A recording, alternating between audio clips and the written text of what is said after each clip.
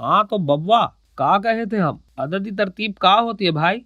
Arithmetic sequence, sequence जिसे सिंधी में sequence कहते हैं, उसका जनरल फॉर्मूला तो आप समझते ही हैं, अब तक तो याद भी हो गया होगा। तो सवाल में कहा है कि इसकी 20वीं इस्तिलाह यानी 20th टर्म क्या होगी। बहुत आसान है, जहां जहां आपको आई नजर आए वहां पे 20 डाल दीजिए। तो ये क्या बना, ए 20 बराबर है 4 + 3 ज़रब 20 माइनस 1 के, यानी 4 + 3 ज़रब 19, 19 नहीं 19। मेरे मजाक को आप लोग इतना संजीदगी से नहीं लिया करें यार। तो ये कहा हुआ भाई, 4 + 57, और 57 में अगर 4 जमा करें तो हमारे पास ये 20वीं टर्म आती है जो कि है 61।